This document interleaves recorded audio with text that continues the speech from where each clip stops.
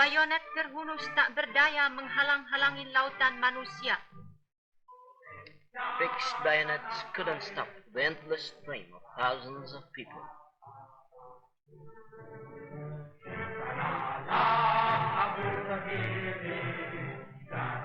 Lama sekali permusyawaratan antara pemerintah Republik dan wakil bala tentera Nippon. Rakyat sudah gelisah.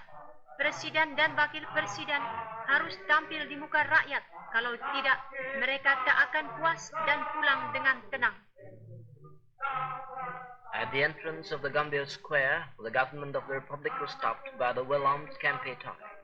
The giant mass gathering already on the square showed impatience and urgently called for the President, the Vice President and the ministers to appear at the tribune.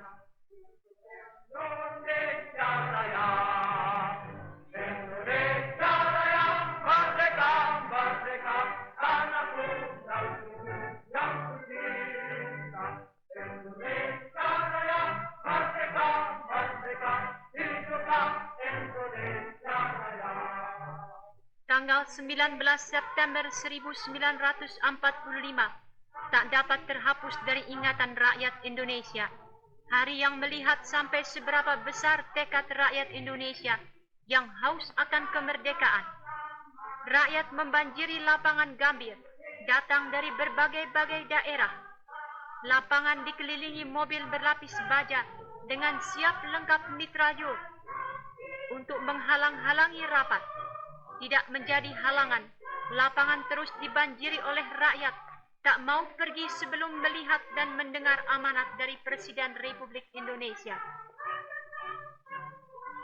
The 19th of September 1945, the day unforgettable to the Indonesian people, the day which forever will be printed in their memory, the day which showed at what cost the Indonesian people shall maintain their independence.